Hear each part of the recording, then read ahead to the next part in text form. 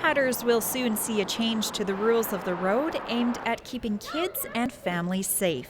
Starting September 1st, all school and playground zones will be in effect from 7:30 in the morning until 9 o'clock at night every day of the year. The change comes after the province gave municipalities a choice to set their own start and end times based on the needs of their individual communities.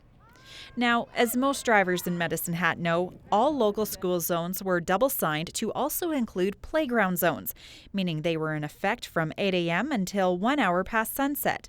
But according to both the city and police, that was causing some inconsistencies. We found that drivers find that 1 hour after sunset is confusing. In the summer, it can be as late as 11 p.m. In the winter months, it can be as early as 5 p.m. So there really is inconsistency throughout the year. 9 p.m. gives you more of a consistent coverage throughout the year. And we would rely on Environment Canada to say when's the official sunset time and then go an hour after that. This change will just make it so that it's one common time throughout the year, 365 days a year. The city has also chosen to clean up the signage around town, hoping to alleviate any confusion about where zones start and end.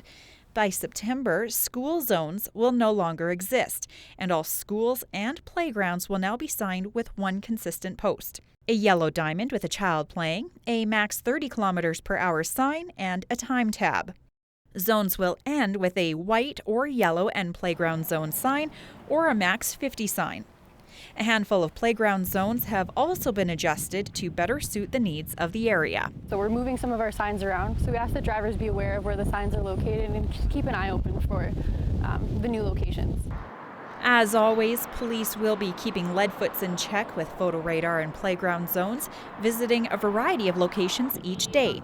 As for officers doing radar, Constable Wyra Rostock says they usually visit a location if a complaint has been made about drivers speeding through a marked zone. Probably the biggest area that we see that is Strachan Road in the Roy Wilson Learning Center.